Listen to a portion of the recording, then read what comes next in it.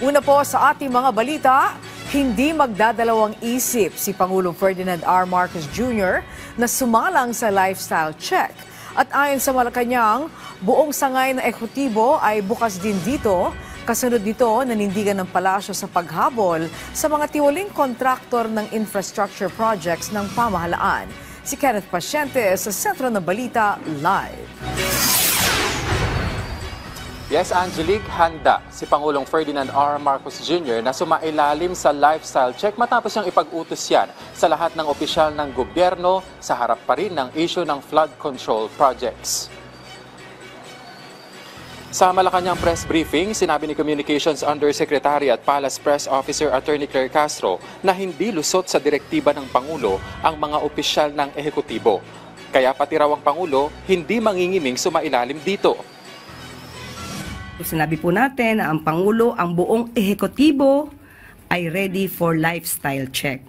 So wag po tayong lumayo sa issue. Ang issue po ngayon ay tuligsain at habulin ang mga involved sa flood control projects. So wag po natin ibahin at wag tayong medyo mamulitika patungkol dito.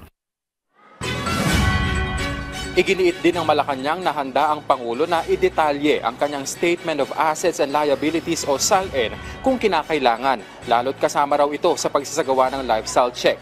Tugon niya ng palasyo sa hamon ng isang senador para sa full disclosure ng SALN ng presidente.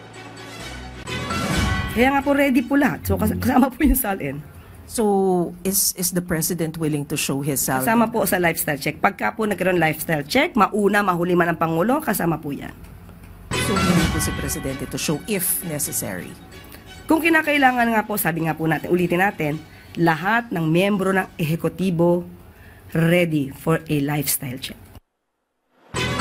Mariinding kinundina Angelique ng Pangulo ang pamamaril sa isang kontraktor sa Negros Oriental at iginiit na dapat itong masusing maimbestigahan, kasabay ang pagtitiyak na walang anumang panggigipit na mangyayari sa sinumang sangkot sa maanumalyang flood control projects. Naman natin kung ano ang nais ng Pangulo. Makasuhan ang dapat makasuhan, mapanagot ang dapat na mapanagot, at ipag-uutos pa rin ng Pangulo na dapat na seryosohin ito, lalo na ng mga PNP, para maiwasan kung anumang krimen ang maidudulot nito kaugnay sa pag-iimbestiga sa flood control projects.